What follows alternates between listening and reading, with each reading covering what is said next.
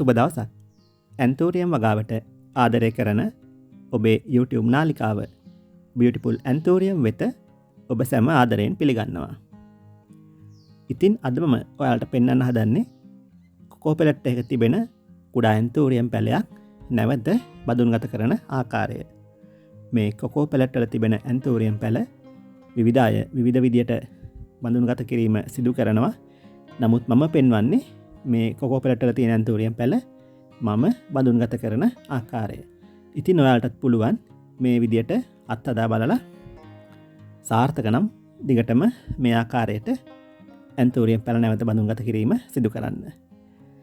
ඉතින් මේ කොකෝ පෙලට් එක සාමාන්‍යයෙන් මේ වගේ හොඳට මූල පද්ධතිය මේ කොකෝ පෙලට් එකෙන් එළියට එනකන් අපිට පුළුවන් මේ පැලය වර්ධනය කරගන්න. සාමාන්‍යයෙන් මුල් නැති කුඩා ඇන්තෝරියම් පැලයක් උනත් මේ වගේ කොකෝ පෙලට් එක සිටුවට පස්සේ මාසයක් වගේ යනකොට හොඳට මුල් වර්ධනය වීම සිදු වෙනවා. මේ තියෙන්නේ මිලිමීටර් 50 ප්‍රමාණයේ කොකෝ පෙලට් එකක්. ඒ කොකෝ පෙලට් එක සිටපු ඇන්තෝරියම් පැලයක්. ඉතින් මේ ඇන්තෝරියම් පැලය මාස 3ක් විතර මේ කොකෝ පෙලට් එකේ වර්ධනය වීම සිදු වුණා. ඉතින් දැන් හොඳට මූල පද්ධතිය මේ ඇන්තෝරියම් පැලේ වර්ධනය වෙලා තියෙන්නේ. දැන් මේ ඇන්තෝරියම් පැලය සිටුවීමට සුදුසු තත්ත්වයේ තියෙන. ඉතින් ඔයාලට මේ ඇන්තෝරියම් පැල මේ කුඩා පැල සිටුවීමට අවශ්‍ය කොකෝ පෙලට් අවශ්‍ය නම් ඔබට ඒවත් අපෙන් මිලදී ගන්න පුළුවන්. තිරේ දැක්වෙන දුරකථන අංකයට කතා කරලා ඔයාලට මේ කොකෝ පෙලට් මිලදී ගන්න පුළුවන්. සාමාන්‍යයෙන් මේ මිලිමීටර් 50 ප්‍රමාණයේ කොකෝ පෙලට් එක ඇන්තෝරියම් පැලයක් කුඩා පැලයක් සිටුවයින් පස්සේ සාමාන්‍ය මාස 3ක් වැනි කාලයක් ඒ කොකෝ පෙලට් එකේ පහසුවෙන්ම ඒ ඇන්තෝරියම් පැලය තබා ගන්න පුළුවන්. ඉතින් මේ කොකෝ පෙලට් වල තිබෙන ඇන්තෝරියම් පැල සමහරු මේ කොකෝ පෙලට් එක පිටින්ම තමයි සිටුවන්නේ. නමුත් මම මේ ඇන්තෝරියම් පැල සිටුවීමේදී මේ කොකෝ පෙලට් එක තුල තිබෙන කොහුබත් අයින් කළා තමයි ඉන්දන්නේ. මොකද ඒකට එක හේතුවක් තියෙනවා. සාමාන්‍යයෙන් මේ කොහුබත් වල ජලය වැඩිපුර රැඳෙනවා.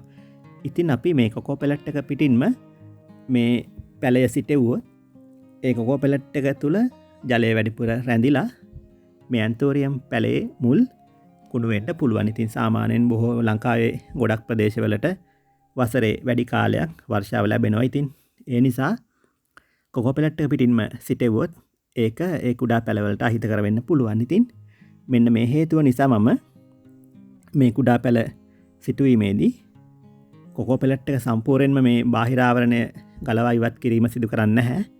මොකද සම්පූර්ණම මේ බාහිර ආවරණය ගලවා ඉවත් කරන්න ගියොත් ඒ ඇන්තෝරියම් පැලේ තියෙන මුල් කැඩෙන්න පුළුවන්, මුල් වලට හානි වෙන්න පුළුවන්. ඉතින් ඒ නිසා මම කරන්නේ මේ කොකෝ පෙලට් එකේ දෙපැත්තෙන් බ්ලේඩ් තලයක් ආධාරයෙන් පරිස්සමෙන් මේ බාහිර ආවරණය කැපීම සිදු කරනවා. ඉතින් ඊට පස්සේ ඒ කොකෝ පෙලට් එක තුල තිබෙන කොහොබත් ටික අපට සෝදලා පහසුවෙන්ම ඉවත් කරන්න පුළුවන්. මේ විදිහට කොකෝ පෙලට් එක තුල තිබෙන ඒ කොහොබත් ටික ඉවත් කරගත්තයින් පස්සේ මේ බාහිර ආවරණය සමගම මම මේ ඇන්තෝරියම් පැලය සිටුවීම සිදු කරනවා. ඉතින් මේ විදිහට මේ කුඩා ඇන්තෝරියම් පැලය සිටුවීම සඳහා මම යොදා ගන්නවා වැලි කොටස් එකකට ඊටාම කුඩාවට කැපූ පොල්ලෙලි කොටස් දෙකක්. ඒ වගේම මතක තබා ගත යුතු වැදගත්ම කරුණක් තමයි අපි මේ ඇන්තෝරියම් කුඩා පැල සිටුවීමට යොදා ගන්න මේ පොල්ලෙලි කැබලි සාමාන්‍යයෙන් අඩුම වශයෙන් සතියක්වත් ජලයේ පොඟවා ඒ පොල්ලෙලි වල තිබෙන කහට ගතිය ඉවත් කරගෙන තමයි ඒ පැල සිටුවීම සඳහා යොදා ගැනීම සිදුසු වන්නේ. සාමාන්‍යයෙන් සති දවස් දෙකක් විතර එක දිගට වතුරේ පොඟවලා ඊට පස්සේ අපිට පුළුවන් මේ වතුර අයින් කළා. ඊට පස්සේ ආයෙ අලුතෙන් වතුර පුරවලා මේ විදිහට තුන් පාරක් වගේ කරන්න හැන්න සතියක් ඇතුළත වතුර අයින් කළා අපිට මේ පොල්ලෙලි කැලි වල තියෙන කහට හොඳින් ඉවත් කරගන්න පුළුවන්. ඉතින් එය පැලවලට ඉතාම හිතකරයි. මොකද මේ පොල්ලෙලි වල තිබෙන ලවණ ගතිය මේ විදිහට පෙඟවීමකින් තොරව ලවණ ඉවත් කරගන්න නැතුව පැල ඉඳුවොත් ඒ කුඩා පැලවලට අහිතකර වෙන්න පුළුවන්. ඉතින් මේ නිසා අපි හොඳම දේ කරන්න ඕනේ. ඒකින්ද මේ විදිහට ජලයේ පොඟවපු පොල්ලෙලි කැබලි යොදා ගැනීම ඔබත් සිදු කරන්න.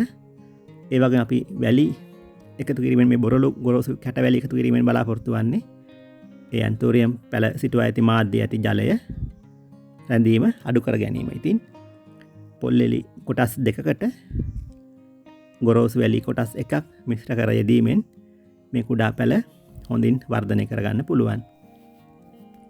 ඉතින් අපි මේ ඇන්තෝරියම් කුඩා පැළ මේ විදිහට සිටුවීමේදී අපි මේ ඇන්තෝරියම් පැළ ඕනට වඩා යට කිරීම සිදු කරන්න නරකයි. මොකද පැළේ අර පත්‍රවල නටුව මුල මාධ්‍යෙන් යට වුණොත් සමහර වෙලාවට ඒ තැන් කුණු වෙලා එතනින් දිලීර ආසාදන ඇතිවීම සිදු වෙන්න පුළුවන්. ඒ නිසා ඕනට වඩා මේ පත්‍ර නටුව මුල යට කිරීම සුදුසු වන්නේ නැහැ.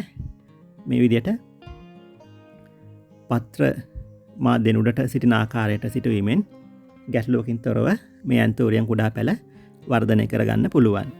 ඒ වගේම තමයි ඔබට මේ කුඩා ඇන්තෝරියම් පැළ සිටුවීමේදී ඒ සඳහා පොහොර යෙදීමේදී ඔස්මොකොට් N කැට කිහිපයක් මේ ඇන්තෝරියම් පැළවලට යෙදීම සිදු කරන්න. එමගින් අපට මේ පැළ පහසුවෙන්ම වර්ධනය කරගන්න පුළුවන්. ඉතින් මේ දවස්වල ඔස්මොකොට් හොයාගන්න කරන ටිකක් ගැටලුවක් තමයි. ඔස්මොකොට් මේ දවස්වල විවිධ වෙළඳ නාම වලින් තියෙනවා සමහර වර්ග අලුත්ම වර්ග. ඉතින් මේ වගේ අලුත්ම වර්ගයක් ඔබ ඇන්තෝරියම් පැළවලට යොදනවා නම් එකවර විශාල ප්‍රමාණයකින් මේවා යෙදීම සිදු කරන්න එපා. ඇට කිහිපයක් යොදලා බලන්න. ඊට පස්සේ මාසයක් දෙකක් ගියාම ඔබට පුළුවන් ටිකක් වැඩිපුර එකතු කිරීම සිදු කරන්න. සාමාන්‍යයෙන් ඇට 20ක් වගේ තමයි මම මේ දවස්වල මේ තියෙන වර්ග වලින් එකතු කිරීම සිදු කරන්නේ. මොකද විශාල වශයෙන් එකතු කරන්න බයයි. මොකද අලුත් වර්ග තමයි අපිට නිතරම පාවිච්චි කරන්න වෙන්නේ. ඉතින් ඔබත් මේ විදිහට ඔස්මොකොට් කැට කිහිපයක් මේ ඇන්තෝරියම් පැළවලට යෙදීම සිදු කරන්න. ඒ වගේම මතක ඇතුව මේ වගේ කුඩා ඇන්තෝරියම් පැළ සිටුවීමේදී ඒ කුඩා පැළවලට මුල් මේ මාධ්‍ය එකතු කිරීමේදී මුල් වලට හානි නොවන ආකාරයට පරිස්සමෙන් මාධ්‍ය එකතු කිරීම සිදු කරන්න ඕන. සමහරු මේ කුඩා පැළ සිටුවීමේදී මේ මාධ්‍ය අතින් තද කිරීම සිදු කරනවා. ඉතින් අපි අතින් මේ මාධ්‍ය තද කරොත් මේ ඇන්තෝරියම් පැළවල මුල් තරම් ශක්තිමත් නැති නිසා ඒ මුල් කැඩෙන්න පුළුවන්. ඉතින් එහෙම වුණොත් ඒ කැඩිච්ච මුල් වලින් දිලීර ආසාදනයන් ඇති වෙලා සමහර වෙලාවට ඒ පැළ මිය යන්නත් පුළුවන්. ඉතින් මෙන්න මේ ගැනත් ඔබ කුඩා ඇන්තෝරියම් පැළ සිටුවීමේදී සැලකිලිමත් වන්න. ඒ වගේම මතක ඇතුව මේ කුඩා ඇන්තෝරියම් පැළ මේ විදිහට සිටුවීමෙන් පස්සේ අනිවාර්යෙන්ම නිර්දේශිත පාංශු දිලීර නාශකයක් මේ පැළ සිටුවා ඇති මාධ්‍යයට එකතු කිරීම සිදු කරන්න. එමගින් මේ පැළ සිටුවා ඇති මාධ්‍යයේ දිලීර ආසාදන ඇතිවීම අපට වළක්වා ගන්න පුළුවන්. සාමාන්‍යයෙන් ඔබට පුළුවන් කැප්ටාන් වගේ දිලීර නාශකයක් මේ සඳහා යොදා ගන්න. කැප්ටාන් පිරවුතේ හැඳි දෙකක් වතුර මල් බාල්දියක ලීටර් 10 මල් බාල්දියක දිය කළා ඒ සාදාගත්ත කැප්ටාන් ධාවනය මේ ඔබ සිටු කුඩා ඇන්තෝරියම් පැළවලට යෙදීම සිදු කරන්න පුළුවන්. ඉතින් ඔබට පුළුවන් මේ විදිහට මේ කොකෝ පැලට් වල තියෙන ඇන්තෝරියම් පැළ නැවත බඳුන්ගත කිරීම සිදු කළා ඉක්මනින්ම මේ පැළ වලින් මල් ලබා ගැනීම සිදු කරන්න. ඉතින් මතක ඇතුව මේ කුඩා ඇන්තෝරියම් පැළ සිටුවට පස්සේ අනිවාර්යෙන්ම මේ පැළවලට සති දෙකකට වරක් පාංශු දිලීරනාශක යෙදීම සිදු කරන්න. ඒ වගේම පත්‍රවලටත් ඒ අදාළ දිලීරනාශක වර්ග යෙදීම සිදු කරන්න. ඔබට ඒ පිළිබඳ වීඩියෝ මේ අපේ YouTube channel එකේ ඕන තරම් ඇති. ඒව බලන්න. ඒව බලලා දැනුම ලබා ගන්න.